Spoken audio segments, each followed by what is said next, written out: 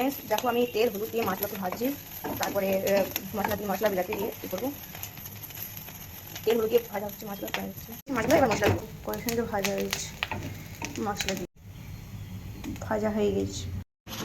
জিরা, সরষা, লঙ্কা, পেঁয়াজ, আদা দিয়ে মিক্সচার মেশিনে বেটে নিলাম। হ্যালো ফ্রেন্ড, এবার তেল দিয়ে দেবো, তারপর পাঁচ ফোড়ন দিয়ে দিলাম, তারপর বিলাতিগুলোকে দিয়ে দিলাম,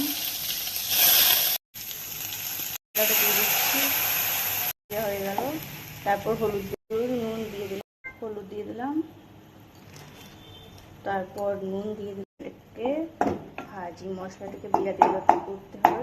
দেখো তারপর লঙ্কা গুঁড়ো দিয়ে দিলাম, স্বাদ মতো লঙ্কা। দেখো বিলাতিগুলো কত সুন্দর। দেখো এবার মশলাটা ভাজা হয়ে যাবে, তারপর ওই মাছগুলো দিয়ে দেবো, এখানে মাছ রাখা আছে। তারপর মশলাটা কোনো ভাজা হয়নি, ভাজতে হবে। ভাজা হয়ে গেছে, এবার জল দিয়ে দিলাম। তারপর দেখো চিংড়ি মাছগুলোকে দিয়ে দিলাম।